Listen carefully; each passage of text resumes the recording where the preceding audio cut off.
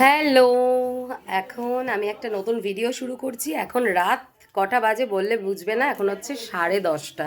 বললে বিশ্বাস করবে কিনা জানি না। দেখো 10:30, দেখলে 10:30 এখন এরকম সেজেছি কেন, তাই তো? আমাদের ফ্ল্যাটে একটা বাচ্চার জন্মদিন আছে, তো ইনভাইট আছে ওখানেই। তো একটু ঘুমিয়ে পড়েছিলাম, আর কিছুই না। তারপরে যাই হোক, মাঝে গেছিলাম, এখন আবার সুন্দর করে রেডি হয়ে যাব। আর তোমাদের দাদা, এই যে আমরা দুজনে যাচ্ছি। কিন্তু আমরা দেখেছি একটা জিনিস, আমরা আজকে টুইনিং হয়েছি। বাবা তুমি কি করেছো? পারফিউম দিয়ে দিয়েছো এত? কোনো অসুবিধা নেই। দেখো দেখো, দেখেছো আমরা পুরো টুইনিং। হ্যাঁ একদম, এটা কিন্তু হঠাৎ করেই হয়েছে। আমরা মানে টুইনিং করতে চাইনি, কিন্তু ড্রেসে টুইনিং হয়ে গেছে। তো চলো এখন এবার একটু যাই, পুচকুটার জন্য গিফটটা নিয়েছো? চলো এবার একটু যাবো, আর একটু সেজে নিয়ে বেরোবো। জাস্ট এই নিচে আমাদের বিল্ডিংয়ের নিচেই হচ্ছে ওর 5 বছরের জন্মদিন। চলো তোমাদের সাথে চেষ্টা করব শেয়ার করার। আর একটু হাসো, এরম করলে কি করে হবে? হাসতে হবে। হ্যাঁ, বাহ কি সুন্দর বার্থডে বয়। এই দেখো ফ্ল্যাটের নিচে এখানে খাওয়ানো টাওয়ানো হচ্ছে, ডেকোরেশনটাও এখানে হয়েছে। এখানে তোমাদের দাদা,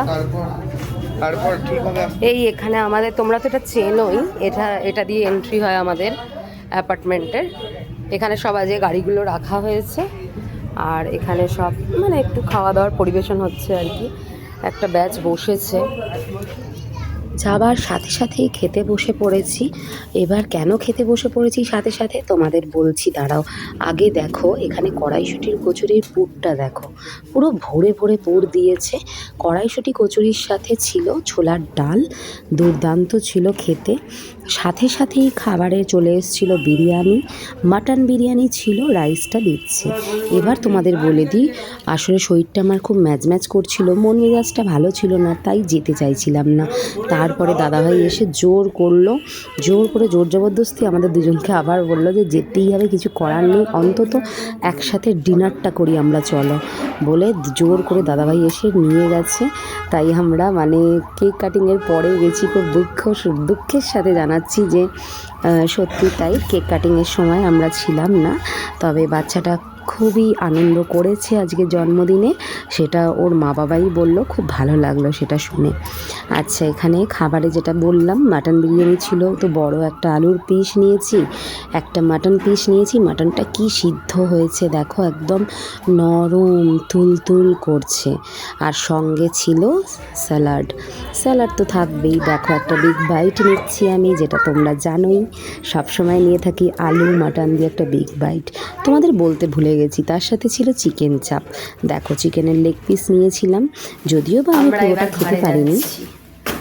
খাওয়া দাওয়া হয়ে গেছে। নিজেদের লোক হলে যা হয়, ফ্ল্যাটে হয় না, নিজেদের মধ্যেই আর কি। খুব সুন্দর গো বাচ্চাটাকে। ও ভালো কথা, আমাদের সে মানে খাবারের শেষ পাতে আর দেখাতে পারলাম না, পায়েস ছিল আর হাজমোলা হাতে আছে আমার এখনও। তো আমরা এবার ঘরে ঢুকবো, এখন 11টা বেজে গেছে, 11:30 বেজে গেছে মনে হয়।